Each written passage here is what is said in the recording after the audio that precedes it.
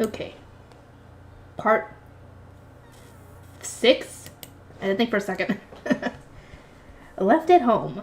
Even once my fever had gone down, I was made to remain in bed. It was apparently an instruction from Ferdinand, who had given Riarda a book that he hoped would force me to rest for an additional 2 days following my recovery.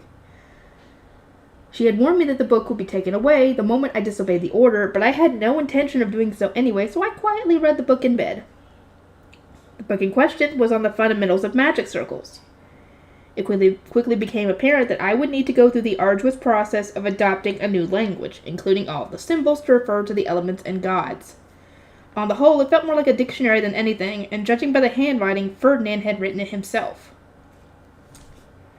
It must be pretty impressive that Ferdinand could just casually draw magic circles in the air without carrying a book like this around, huh?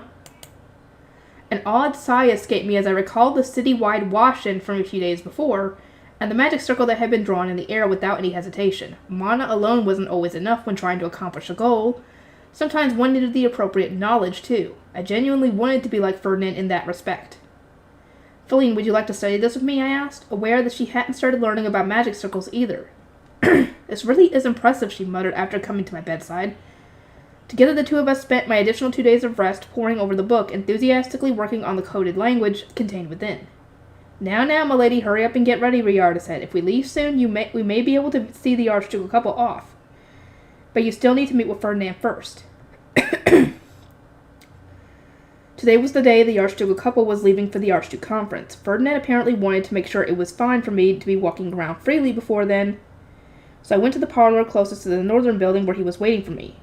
He touched my forehead and neck with a stern look before exhaling. You look well, your temperature and mana have been stabilized, so you should be fine to leave. Oh, and the Archducal couple just left for the Archduke conference. They expressed concern for you. In a shocking twist, the Archducal couple had already departed. Oh. Shoot. You were too late. Riarda had been worried about us making it in time to see them go, but we were evidently too late. As per the advice from Wolfried, they have had the adults wash their hair with Rinsham and the women wear hairpins, Ferdinand reported. They have also brought a great supply of plant paper with them, as well as several court chefs so that pound cake and new other recipes can be served. These are, of course, all things that you demonstrated in the Royal Academy. Now you may return to your room. He then abruptly stood up, signaling that this was the end of our checkup. To my surprise, however, he had made no mention of us returning to the temple. Do you not need to return to the temple? I asked. I recall you saying before that you can't be away for too long. My temple work has largely settled down now. I have entrusted the rest to our attendants and to the Blue Priest camp in Freetic. I intend to spend the day here in my office. The Archduke conference this year has far too many worrying uncertainties, so there may be an urgent summons from Sylvester, he said, punctuating his explanation with a glare. There were the new trends and the announcement of my engagement, but both of those were Sylvester's decisions. I couldn't see why I should receive all the blame for them. I mean, the engagement, definitely, you shouldn't be getting the blame for that. I made a point of returning the harsh eyes currently fixed on me. In my opinion, the most worrying uncertainty here is you, Ferdinand. I am worrying, Ferdinand asked, his brow furrowed in confusion. How so? When you say that you're going to spend the day here at the castle, I assume you mean that quite literally. You intend to return to the temple during the night to continue your work, do you not? Just how hard do you intend to push yourself? I saw no reason to worry about Sylvester. He had several scholars to consult and Ferdinand to fall back on in an emergency. Instead, I was worried about Ferdinand, the one who was going to have to deal with whatever messes arose. Ferdinand scoffed as if automatically dismissing my concern. You need not be concerned about me. Use this opportunity to deepen your bonds with your retainers and siblings, he said. I apparently needed to work hard on socializing so that I could learn more about noble culture, and also so that I could recognize my current misunderstandings and clarify them with my retainers. Ferdinand, how do nobles deepen their bonds? I asked. That question is better suited for someone like Riarda rather than a man, he replied after a momentary pause. Very well, I shall ask Riarda. Is this going to be something intimate? Are we going to get the equivalent of the birds and the bees talk here? Oh, no. Though I think Ferdinand would still probably give that explanation. Though, actually, never mind. Because I don't even know if he got that explanation. I'm assuming he did, but I don't know who would be best to give that explanation to her. My duty while sitting at the Archduke conference was apparently to spend each day replenishing the Foundation's mana and deepening my bonds with my retainers. I was also told to report my daily activities to Ferdinand during dinner, something I hadn't needed to do back at the temple, but I nodded reluctantly nonetheless. Upon returning to my room, I wasted no time in asking Riarda my question. How does one deepen one's bond with others? I believe you simply need to do things together and communicate often. When making Schwartz and Weiss's outfits meet those criteria. I'm planning to work on them with Charlotte and the others. That sounds perfect. I will make the necessary preparations at once. After borrowing a room in the main building of the castle, we Archduke candidates and our retainers all gathered together. The cloth and thread were already dyed of my mana, and I had already drawn the magic circles with the disappearing ink, as Ferdinand had instructed. He had advised me to avoid touching the cloth at all costs, since doing so would make the circles shine and become visible, and so my retainers were going to be handling it for me. The scholars most used to drawing magic circles will need to reproduce these circles on the cloth, I explained. The women will then embroider them.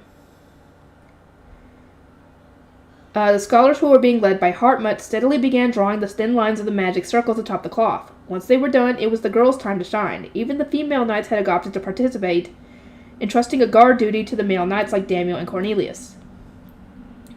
First years such as yourselves are not yet experienced enough for these magic circles, so please handle this simple section instead, Brunhilde said. Or simpler section.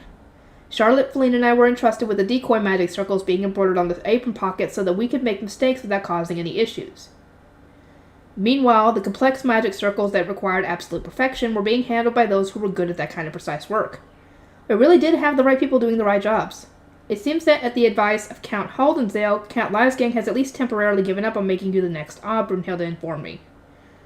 Unless there's a significant change in the political situation, they will merely be observing for now. What happened in Haldensdale to cause this?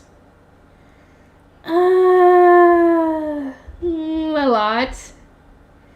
I turned to Charlotte, hoping she could provide the answer I was completely oblivious to. Our eyes met, a moment of contemplation passed, and then she said, I believe the most significant factor was my sister prioritizing Wolfried in public and demonstrating her support for him. Geeb Haldensdale must have been a little bit reassured to see that they are on good terms. Since when did that happen? Because you had, instead of taking the seat they initially first offered you, you had them have Wilfried sit down first? Upon noticing my blank expression, Charlotte gave a troubled smile and expanded on her explanation. The Geeb attempted to guide you to your seat first during spring prayer, she said. You refused his offer, instead allowing Wilfried to be seated first. Geeb Haldensdale had attempted to treat me as the highest-ranking Archduke candidate, that is to say, as the next Ob. By refusing, and then instructing him to prioritize Wilfried, I had made it clear that I possessed no desire to take the Archduke's seat, even with my strong backing. Oh, so you did it without even intending to, so that's a good thing. Oh, I see. That was what all that meant. I nodded, finally understanding the situation, which inspired Charlotte to give me a conflicted look. It would seem that you require my support in social situations. I suppose this too is my duty, she said. The two sisters, Laisletta and Angelica, were working harder on the embroidery than anyone else, and they were both wearing expressions of unshakable concentration. Laisletta loved shoe mills and found making clothing for Schwartz and Weiss endlessly enjoyable, while Angelica wanted to embroider those circles onto her own cape when she was finished with her part of the work. Although they had different motivations, their embroidery skills truly were something to behold. Laisletta, Angelica, I commented, I see you are both skilled in embroidery. Oh my, thank you, but you are certainly not lacking in skill yourself, Lady Rosamund. You do not seem to enjoy the practice all that much. But the embroidery you complete is all magnificent, Laisletta said with a giggle, never pausing her embroidering for a moment. There weren't many noblewomen who couldn't embroider, since they were all made to practice it regularly as part of their bridal training. For that reason, it was only natural that a woman who planned to be the first wife of an archduke needed to be at least decently skilled. Lenore, will you be embroidering that entire magic circle? Indeed, this is a rare opportunity, plus I would also like to memorize the pattern. It's not often that one is afforded the chance to see such a highly sophisticated magic circle up close, she replied as she continued to embroider. Brunhilde laughed, making no attempt to hide the sparkle in her amber eyes. My, just who do you intend to give this magic circle to, she asked. Or have you already promised to embroider their cape for them? In an instant, everyone except Angelica turned their attention to Lenore. Their expressions of eager anticipation reminded me so much of some of the girls I had known back on Earth. It seemed that girls loved to talk about romance no matter where you went. Yep, that's the case. That is, well... Lenore lowered her eyes and gave a troubled smile. If possible, I would like to be in a position to embroider their cape, but I have not yet exchanged any promises. It seems they already have another on their mind, so... Lenore was beautiful, smart, and a high-status archnoble. I was pretty confident that she could earn anyone's affection if she tried hard enough. But as the incident between Daniel and Bridget had demonstrated, in this world, love alone wasn't enough to make for a successful romance. I couldn't say anything irresponsible when I still didn't fully understand noble marriage, so I decided not to say anything that might encourage her romance, and instead focused on getting my questions answered. Is embroidering someone's cape a special gesture? I asked. Yes, the only ones who can embroider your capes are you, your parents, and your spouse. If a family does not have a living mother, then it is possible for sisters of the same blood to embroider each other's capes, but that is more rare than not.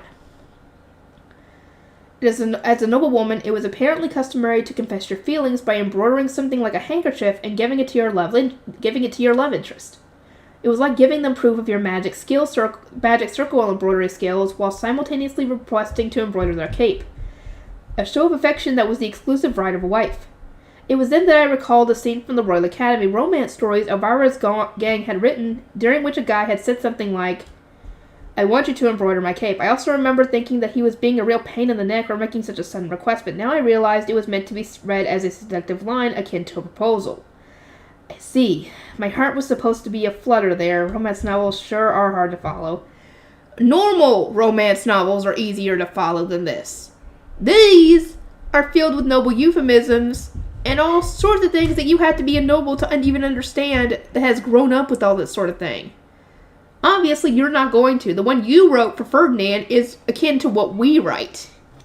Oh, dear Lord. Show him your memories again and show him an erotic novel. Oh, God. How would he freaking react to that?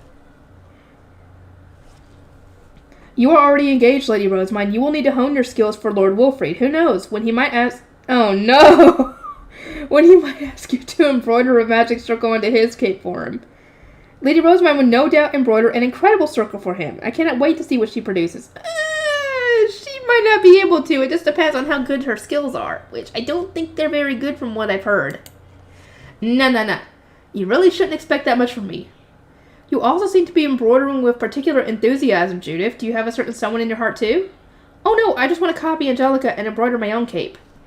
I'm a med noble with less honor than everyone else, so my focus is on raising my base strengths. I also want to grow a mana blade like Angelica, Judith declared, nodding with each firm resolve that her ponytail bounced around. She was even copying Angelica's hairstyle, or at least her previous hairstyle, considering that Angelica had started wearing her hair up in a braided bun since coming of age. I cannot recommend using my sister as inspiration. You should instead find your own talents and focus on developing those, Laisletta said. Angelica herself nodded along in agreement. Her talents had resulted from her focusing entirely on her strengths, leaving her weaknesses in the dust as she completely refused to engage with them. Judith, why do you admire Angelica so much? I asked. She uses a mana blade that was grown using mana from Lady Rosemine. She was selected for the Royal Academy sword dance, she's been taken on as Lord Bonifacius' disciple, and she's engaged to Lord Eckert. I don't know how long that'll last. It'd be weird not to admire her, Judith exclaimed. I could hear a trace of desperation in her voice, so I stopped my embroidering to look at her. You are extolling Angelica's virtues with a great deal of passion, but it seems to me that you are more anxious than anything. For what reason are you in such a panic? I asked. My observation caused the smile on her face to freeze, and she soon looked down at her hands. Of course I'm anxious. I'm a Med Knight among a group of Arch Knights. To make matters worse, Angelica has so much mana as an Arch Knight, and now even Daniel, a Lay Knight, has more mana than me, and that's kind of sad. I was also the only one left behind at the Royal Academy, so I didn't get to serve as your guard much. Although Judith and Angelica were both Med Nobles, there was a huge gap between their mana capacities. Furthermore, as a big sister herself with many younger siblings, Judith needed to do a good job and earn a recognition for her achievements. The problem was she had less mana than any of the Guard Knights. I figured she would overtake Daniel as she grew older, but that apparently wasn't enough for her. Even though he's a Lay Knight, Daniel has had your trust since you were in the temple. I mean, of course she does. He's been working for her for, I don't know what, technically over 2 years, almost 3, but she was asleep for 2 of those years, so yeah. You even taught him your mana compression method before anyone else, didn't you? He has as much mana as a Med Knight, plus you and Angelica both trust him more than anyone. Daniel really is a big help when I want to focus on my guard duty, Angelica said with a smile. I immediately understood that her being happy that he handled all the thinking work. But Judith failed to pick up on this hidden message. Her violet eyes showed with newfound determination, and she stood up with clenched fists. Since Angelica trusts him so much, he's going to be my first opponent to overcome. Daniel, I will defeat you. Oh, poor Daniel. And thereby came to be known that Judith's goal as a Meta Knight was to become like Angelica. She had also evidently taken Daniel as her rival, which was more heartwarming than anything. She reminded me of a small puppy barking at a larger dog that had absolutely no interest in fighting. I almost wanted to wish her luck, albeit in the smuggest voice imaginable. Me too, I won't lose either, Feline said, suddenly declared, standing up as well. I might only be a lay noble, but Daniel has proven that we can grow to have just as much mana as men nobles. I'll work hard too. I'll earn as much trust as Daniel and make myself worthy of serving as Lady Rosemine's retainer. No sooner had Judith and Feline announced their goals than the other girls giggled and made quiet exclamations, reactions that made the two girls realize everyone was now looking at them. They blushed, sat back down, and sheepishly resumed their embroidering. All of my retainers are such hard, dedicated workers, I mused aloud. If you keep up the enthusiasm, I am sure that you will both eventually attain perfection.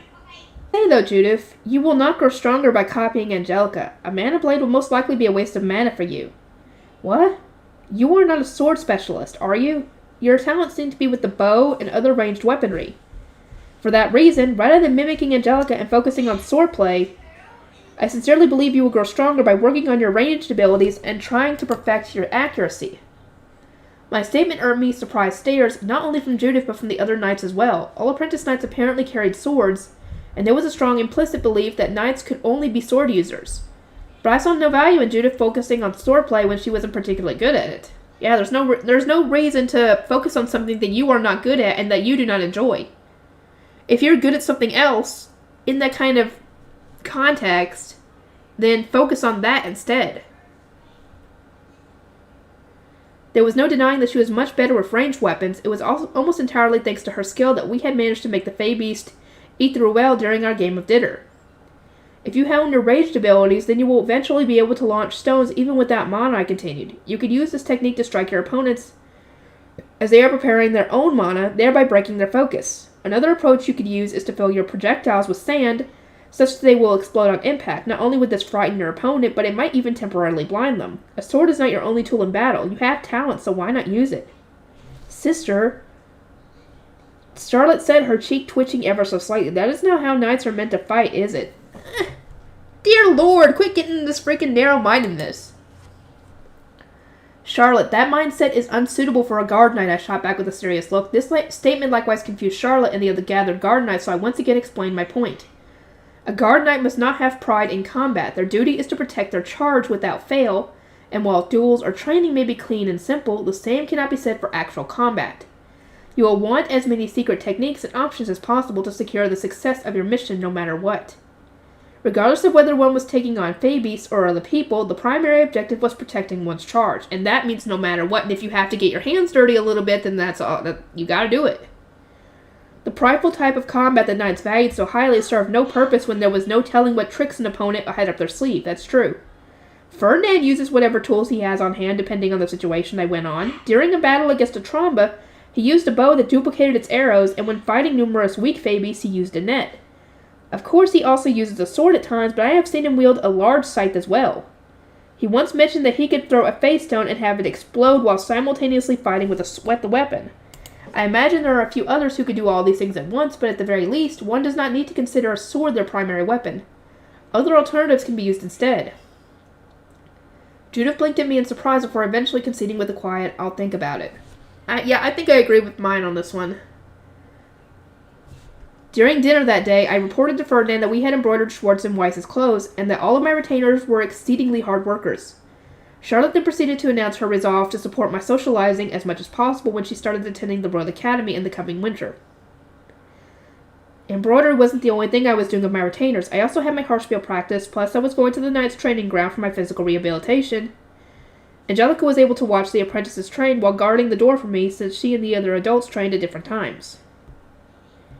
During one of my rehabilitation sessions, I removed my magic tools and slowly started working my arms and legs. They still weren't quite moving like I wanted them to, so I was immediately struck by the urge to use enhancement magic. Lady Rosemine, please don't attempt to secretly use enhancement magic, Daniel said. He always watched over me during my rehabilitation sessions, since he was able to feel even slight shifts in mana. It may be subtle, but your mana is definitely flowing. Rosemine can already unconsciously enhance her body, Bonifacius asked. Turning toward me in surprise, I immediately looked away from him. It wasn't unconscious. I was doing it on purpose to cheat. How are the students, grandfather? Are they showing more coordination now, I asked, trying to change the subject. No, not in the least. They focus only on offense, not defense. As they are, they're certainly not fit to be guard knights. I suppose the one thing I can praise is their motivation, I reckon? Bonifacius answered, looking down at the training apprentices.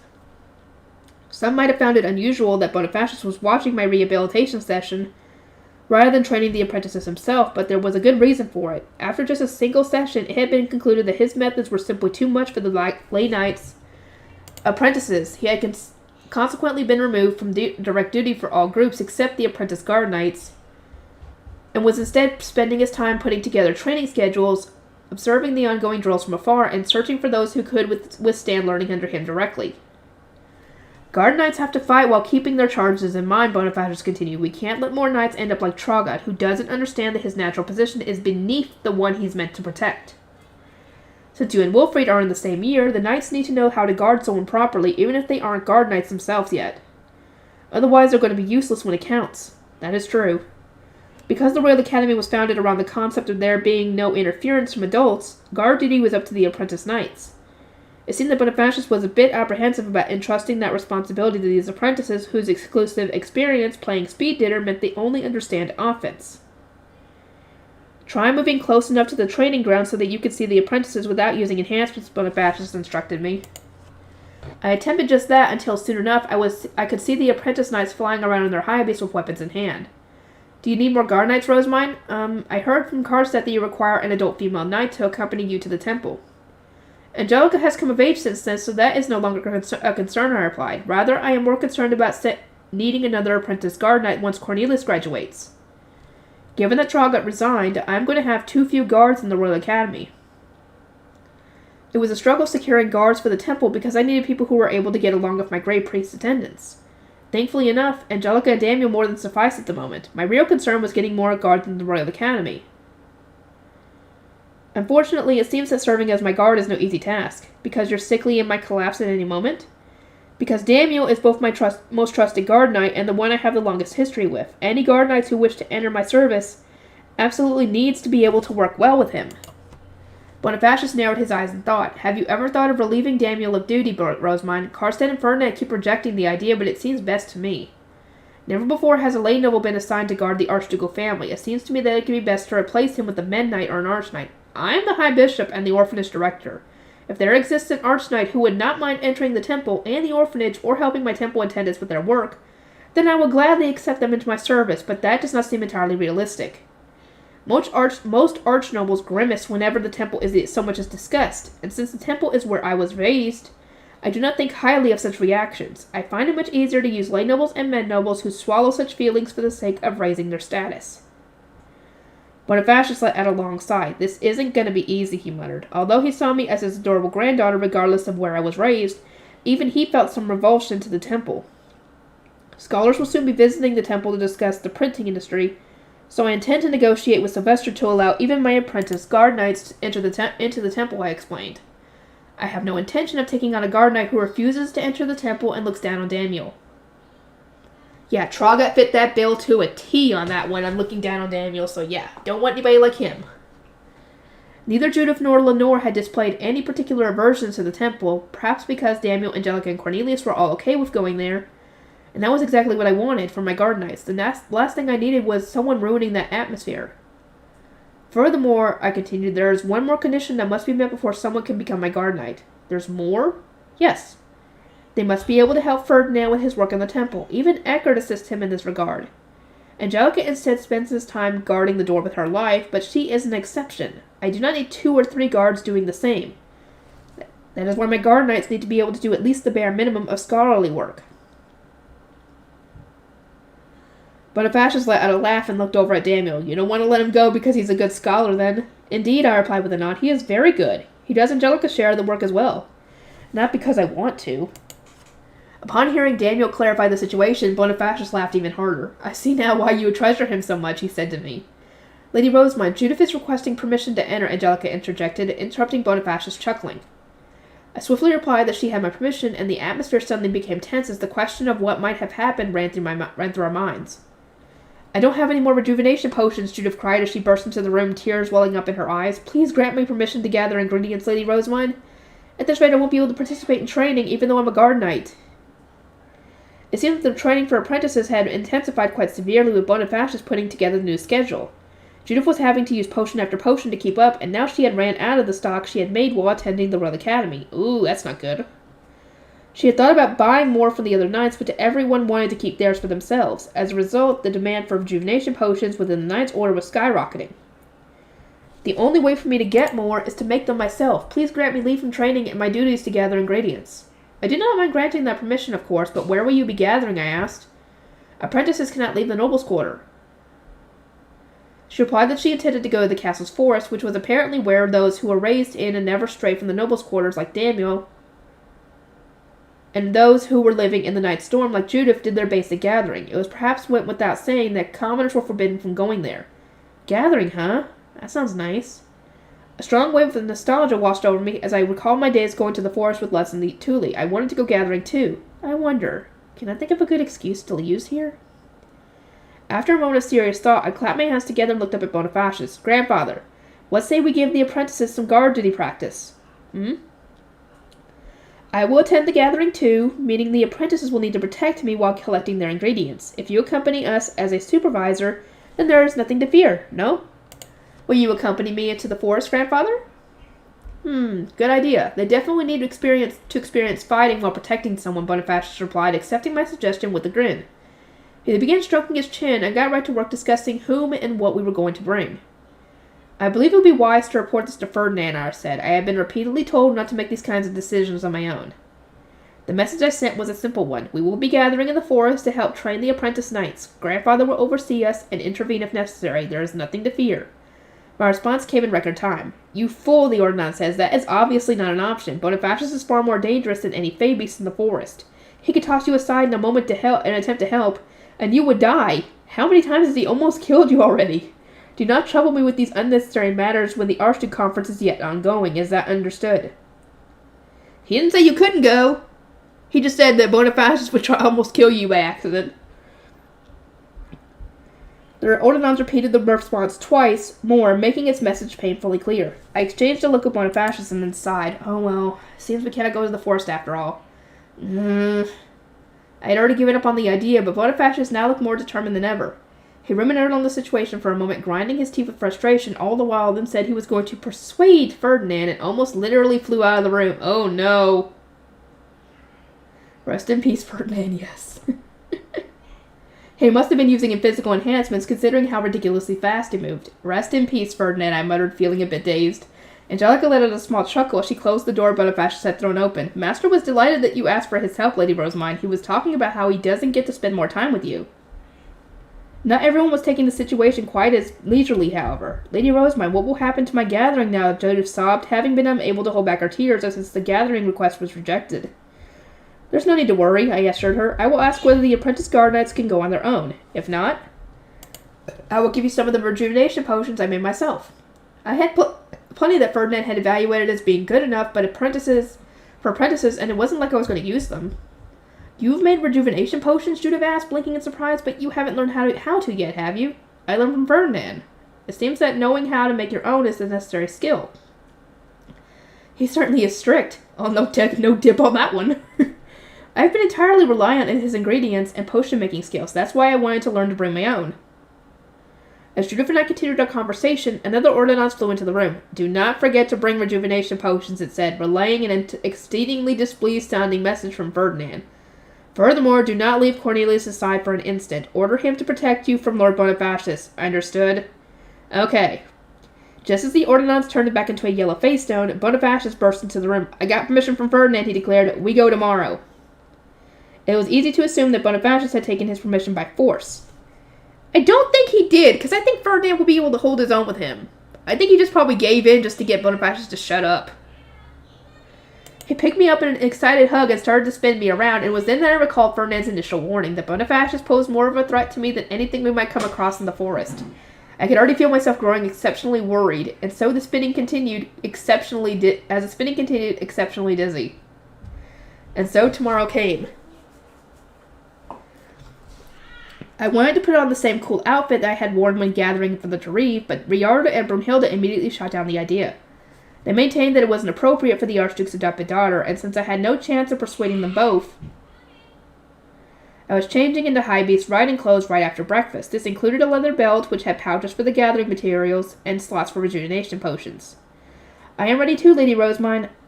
Feline came over once she had changed, now wearing her riding outfit and a leather belt similar to my own.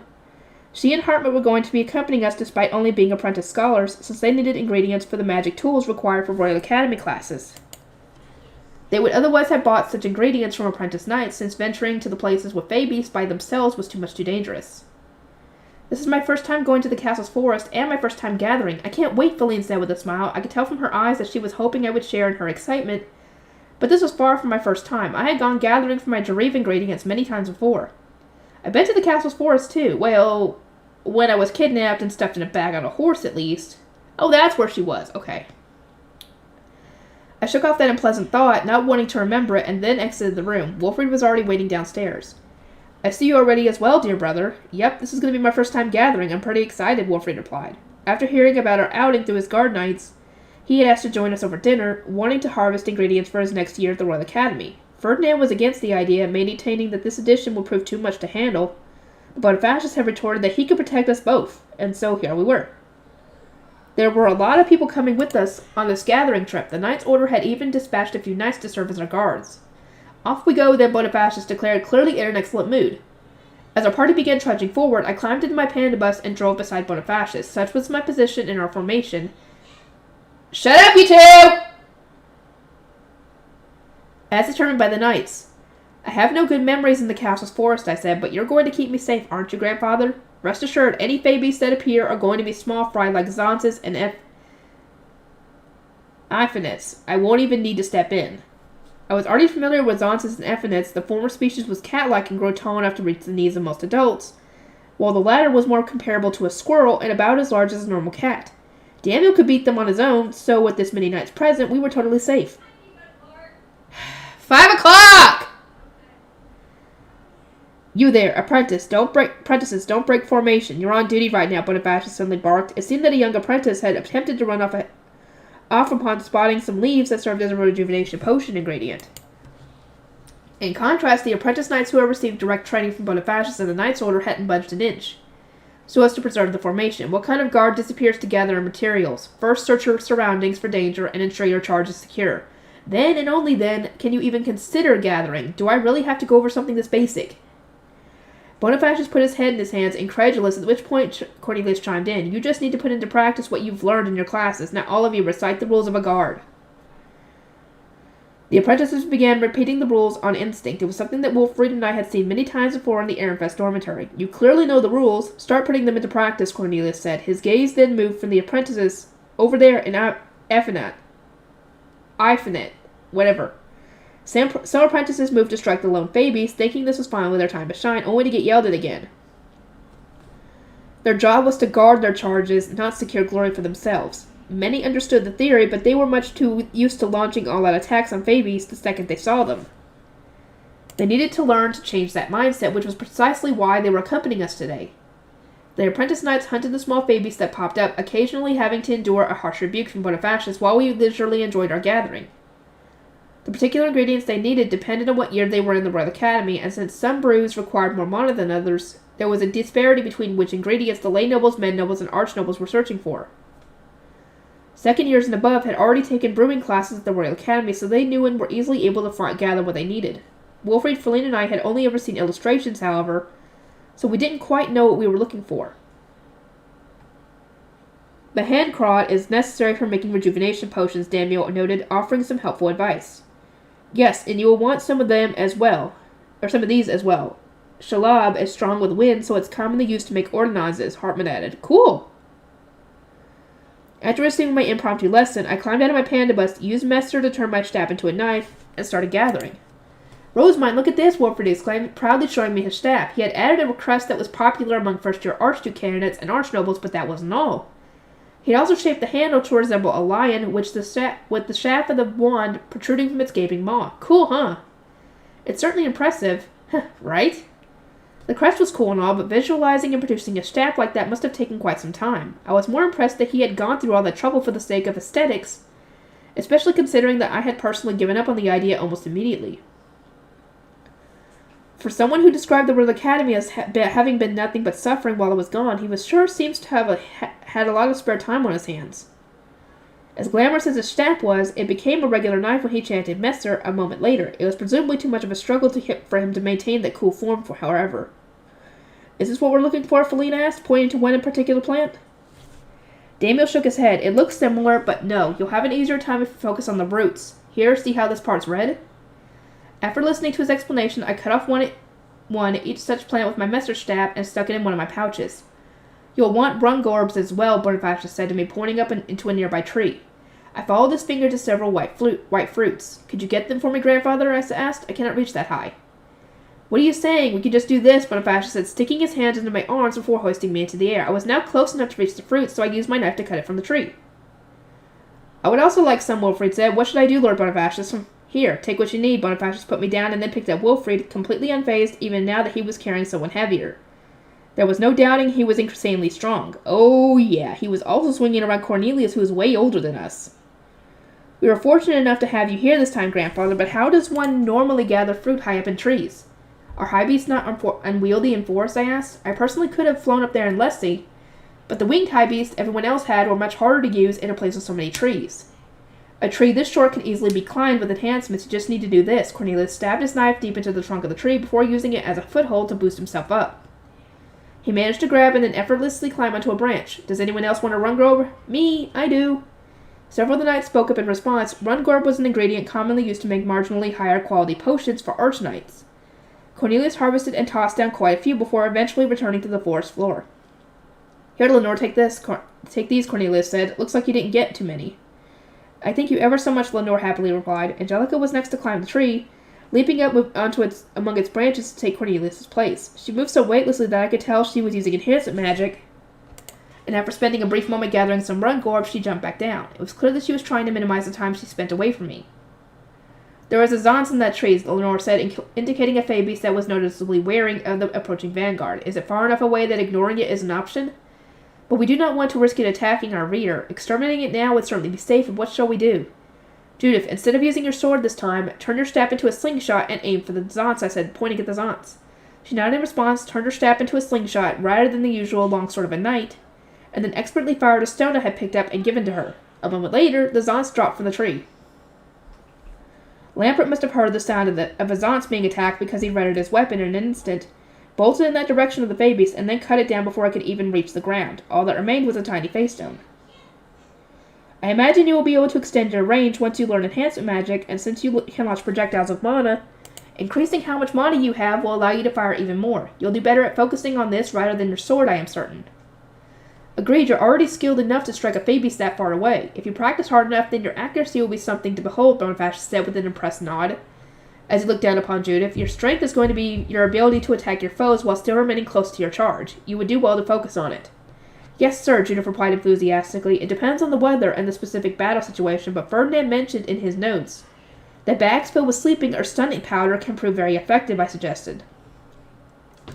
No matter how effective of a method it might be, I can't make powder like that, Judith replied, dispirited. It was only because of my strategizing that we had won our game of dinner.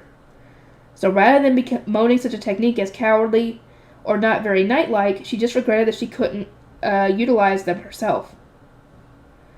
I suppose a skilled scholar is needed to make effective powders and magic tools, I mused aloud, prompting Hartman to step closer. Did you call for me, Lady Rosemine? Oh, right, Hartman is a skilled scholar.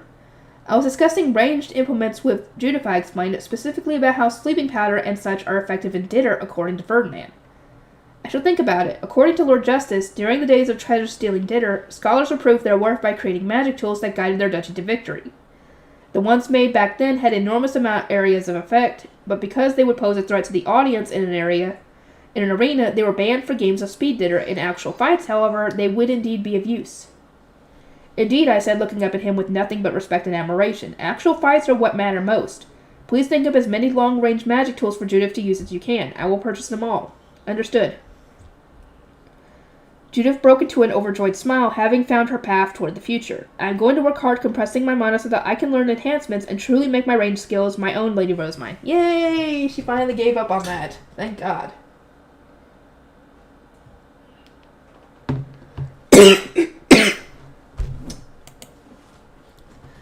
You will need to prepare many things to throw and carefully consider which projectiles will prove most effective against which opponents. An eye for reading the situation and the enemy formation is going to be crucial, so study these things closely. Okay. There we go. Now she's focused on more than just training her body to be like Angelica. Stop, Bonifacius cried out while Judith and I exchanged a smile. I smell a grun. Grun? My first instinct was to say that I couldn't smell anything unusual, but before I could even get the words out, he started sniffing and pointed to a nearby tree. A grunt had apparently marked his territory there. Is it just me, or does Grandfather seem like a wild animal all of a sudden? The grunts often encountered in this season were very much on edge since they were hungry from having spent so long in their nests raising babies and would commonly have their mates nearby with them. In other words, they were exceedingly troublesome to deal with.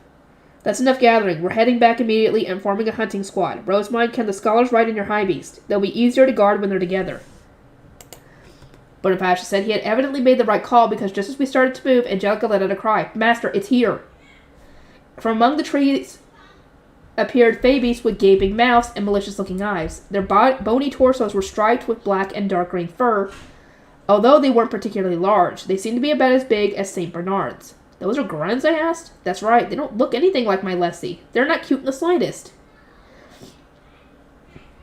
The two grunts opened their gaping mouths wider, and in an instant I was hit with the heavy smell of especially dense miso paste. You know, this actually takes me back a little. But as that thought crossed my mind, I noticed everyone else was holding their noses and writhing about, bemoaning the terrible stench. It certainly felt odd to have such a different reaction from everyone else. That's how different you are, girl. That's how weird you are. I guess the smell is pretty strong. Guard your charge and escape, Bonifacius ordered. Only the adults need to fight the grunts.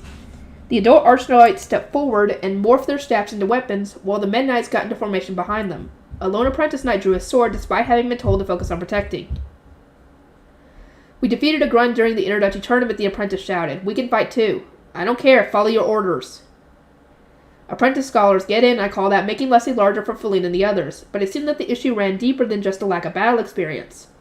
Many had never even seen a Phoebes before. They stared at the grunt in shock, completely rooted to the ground. Lamprey was the first to take flight and retreat, carrying Wolfried in his arms. It took them a moment to snap back to reality and summon their high beast, but Wolfried's apprentice guard knights followed soon after. Hartman was glued to the spot, vacantly watching the fleeing knights, so Daniel gave him a hard shove through Leslie's open door. Enough daydreaming, get inside already. Daniel threw Feline inside next, then Judith. I closed the door the very instant the girls were secured and gripped the steering wheel, preparing to fly away as soon as the others were ready. Cornelius, Lenore, and Daniel took out and immediately mounted their high beasts, and we all soared up into the air at once. A grunt seemingly launched toward us at such an incredible speed that it was impossible to track with the naked eye. A Bonifacius jumped up in a similar fashion and smacked it back down to earth, no doubt using physical enhancements. I hadn't actually seen him smack the grunt, for the record, but from my perspective, it had suddenly been launched back into the forest from whence it had come, crashing through trees along the way with a tremendous noise. Hanging in the air where the Phoebes had once been was Bonifacius with his arms swung downward, so it was easy to conclude that he had moved faster than I could perceive. I won't let you touch Rosemine, Bonifacius declared. His announcement was reassuring to say the least, and with the immediate threat disposed of, I retreated to the castle surrounded by guard knights. Lampert had been the first to lead the scene, and we had seen his high beast heading toward the training grounds of the Knights Order. Daniel told Cornelius to send an ordinance to Ferdinand, which he did effortlessly while still controlling his mount. Nice! I believe we can lead the rest of the Knights Order, Daniel said before turning his attention to me. Are you unharmed, Lady Rosemine? I nodded. As far as I was concerned, it had actually been a rather productive day. We had completed our gathering and revealed flaws in the apprentice's training. I stepped out of my panda bus with a satisfied smile, only for Judith to angrily lay bad after me. I'm not a scholar, Daniel. I'm an apprentice guard knight. I can use my high beast. And I'm not someone who needs to be protected, she yelled, her violet eyes narrowed into a fierce glare. After being tossed into Leslie with the scholars, her pride as an apprentice guard knight had seemingly been wounded. Why did you throw me into Lady Rosemine's high beast? Daniel gazed down at Judith, wearing a troubled expression as tears began to well up in the apprentice knight's eyes, but Angelica interjected before he could respond. Didn't he do it because he thought you'd make the best guard, she asked, her head tilted quizzically. That's how I saw it, at least. What? Judith stared at Angelica with wide eyes, almost pleading for an explanation, but none was given. Instead, Angelica wore a pleased grin that seemed to say, "My work here is done," even though she hadn't actually done anything. Sorry, I'm not really sure why you're so upset. I guess it's because you want to know why I put you in the high beast with Lady Rosemine. Well, no, duh, that's why. Daniel said, looking between the two girls while scratching his head. Judith responded with a nod, her expression stiff, and so he continued with an explanation. Given that the scholars were riding with Lady Rosemine, at least one guard knight needed to remain with her. And since you can't strike enemies from afar, you could attack them from inside the high beast with Lady Rosemine's permission. I thought you were the best guard for the job. That was why I had you ride with her. It wasn't because you don't think I'm a good enough knight? Judith asked. It seemed that her complex about never getting assigned guard duty had twisted her perception, and upon realizing that, Daniel shook his head with a smile. I would never think of you like that, especially considering how impressive your aim is. Even Lord Bonifacius praised your skill, but if you were preoccupied with such thoughts, did you forget to do your duty as a guard while inside the high beast? Judith looked up in stunned realization, her mouth opening and closing as she struggled to compose a response, before eventually hanging her head and apologizing. She was blushing so hard that even her ears were bright red, but she had warmed up to Daniel in an instant and was now asking him all sorts of questions. As expected, entrusting the leadership of my guard knights to him had been the right course of action.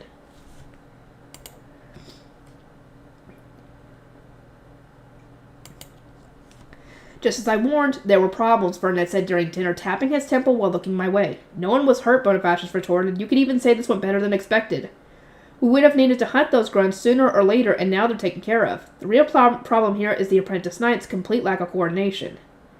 Wilfrid nodded enthusiastically. I agree. I never understood why Rosemine kept saying they couldn't work together while we were in the Royal Academy, but after seeing them back there, I think they need to work on protecting others.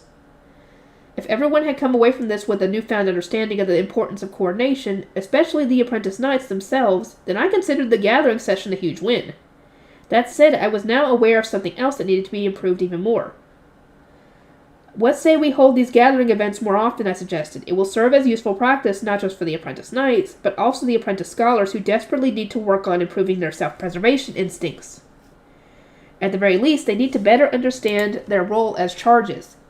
What makes you think this, Rosemine? Ferdinand seemed perplexed, so I described what the scholars had done when the grunts showed up. If scholars cannot summon their high beasts to escape, prepare their staffs to defend themselves, or even obey the instructions of the knights protecting them when enemies arrive, they will end up being abandoned by those protecting the Archducal family in moments of danger. I think the scholars need more exposure to threats so that they may grow more accustomed to them. Now that you mention it, Rosemine, you were surprisingly calm when the grunts arrived. You did exactly what you needed to without any hesitation, Bonifacius observed. Of course my composure had come from experience. I had encountered Fabies during my Darif gatherings several times before. It was much too familiar with being ambushed or working with guards was something I had needed to get used to whether I wanted to or not. Training the apprentice scholars to stop being dead weight, huh? In that case, we should prioritize the ones working with the Archducal family. I do not mind you training the apprentice knights and scholars, Bonifacius, but I believe the knight's order should first sweep the forest for any more Fabies that must be hunted, Ferdinand said. If our scholars really are that much of a burden in times of crisis, we don't want to risk the appearance of any strong Fabies. Decided that the knight's order would spend a few days sweeping the forest, allowing the apprentices a few days' rest from training. What? We're going to be participating too? Feline asked, paling when I explained our plan to have the scholars join the apprentice knights in their training. I nodded. You will not be following the same regiment, but considering how many times I have been attacked in the past, it's exceedingly likely that my retainers will find themselves wrapped up in dangerous situations moving forward. For that reason, it is crucial that you and Hartmut learn to protect yourselves. Even just running away requires a certain presence of mind that neither of you showed in the forest. Understood, Feline conceded after a pause, looking up unwell. She then received a reassuring pat on the back from Judith, who advised that she prepare lots of rejuvenation potions. Given that Feline cannot make rejuvenation potions, I think it'd be a good idea for us to mix them together for her sake. Let us use the castle workshop while the apprentice knights have their break, I said. It was also an ideal opportunity for me to demonstrate boiling down a solution in a pot, which would in turn help me teach my retainers the 4-step of my compression method. We received permission to brew in a castle workshop under the condition that Ferdinand supervise us, which meant I was able to demonstrate the boiling down process to my retainers. As nobles, they had never cooked for themselves, meaning this display was entirely new to them. Ferdinand, why is it that an older archnoble like Hartmut doesn't know about boiling down when Professor Herscher mentioned during a lecture that she visualizes the boiling down of a potion, I asked. There are some potions that become more effective when boiled down, but they are not particularly common, he replied. Those at the Royal Academy were apparently only taught how to put ingredients into a brewing pot and stir them together with their mana. From a noble's perspective, Ferdinand was unusual for going beyond these lessons and using all sorts of additional techniques, while Herschel was even more unusual for attempting to treat first years through such an obscure potion-making method. Though, well, she was just offering her own approach in case anyone else found it useful. Soon enough, all my retainers had reached and adopted the fourth step of my mana compression method. For Feline, this meant also learning the first 3 steps. She would need to work pretty hard from this point on, since she had the least base mana out of any of my retainers. Although Feline had earned enough money in the Royal Academy to pay for my compression method, the accompanying contract magic was somewhat problematic. Countrywide contracts were much too expensive to use on her alone, so we had decided that we were going to have her sign with the next batch of people, as we had done with Daniel. In the meantime, we were using an Airfest-wide contract, which prevented her from teaching others the method until we could have her sign the countrywide one during the next group teaching session. I very much doubted she was going to reveal the secret either way, but it was important that we took the same approach with everyone. The days that followed had a lot in common. My retainers took turns undergoing training and marking potions with their gathered materials, while I practiced the Harpspiel, embroidered Schwartz and Weiss's clothing with Lazetta and Brunhilde, answered various questions from Hartmut about blessings, and worked on my rehabilitation. Before I knew it, the Archduke Conference had come to an end. Okay, we got that coming up. Okay, I'll see you guys next time.